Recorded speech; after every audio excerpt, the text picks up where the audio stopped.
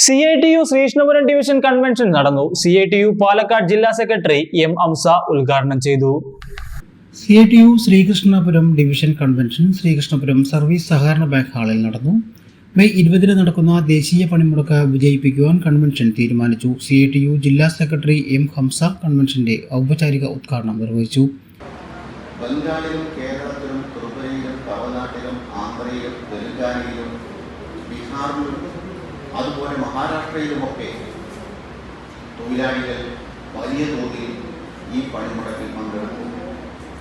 പക്ഷേ ഈ പണിമുടക്കിൽ സാധാരണഗതിയിൽ പങ്കെടുക്കാൻ പ്രയാസമുള്ള ചില ഫോക്കസ് ചെയ്യേണ്ട ചില സംസ്ഥാനങ്ങളുണ്ട്. ആ ഫോക്കസ് ചെയ്യേണ്ട സംസ്ഥാനങ്ങളിൽ വളരെയധികം ഫോക്കസ് ചെയ്ത് ഈ പണിമുടക്ക് വിജയിപ്പിക്കാൻ ആവശ്യമായിട്ടുള്ള ശ്രദ്ധാപൂർവമുള്ള തയ്യാറെടുപ്പാണ് ഈ പണിമുടക്കിൻ്റെ ഭാഗമായി സംയുക്ത യൂണിയൻ ആവിഷ്കരിച്ചിട്ടുള്ളത് എന്ന കാര്യം ആദ്യമായി നിങ്ങളെ അറിയിക്കാനാണ് ഞാൻ ആഗ്രഹിക്കുന്നത്.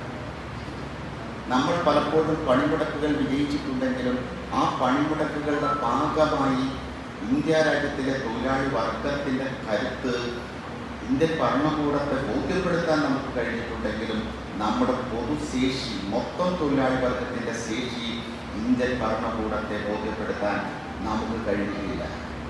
Division president M. മോഹനൻ അധ്യക്ഷത വഹിച്ചു. P. K. Sasidharan, V. A. Murugan, K. Rakesh, M. C. Vasudevan എന്നിവർ പ്രസംഗിച്ചു.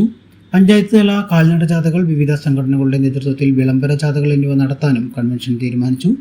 സംസ്ഥാന പ്രചരണ ജാഥയ്ക്ക് മെയ് 11 ഒറ്റപ്പാലത്ത് നൽകുന്ന സ്വീകരണം വിജയിപ്പിക്കാനും കൺവെൻഷനിൽ തീരുമാനമായി.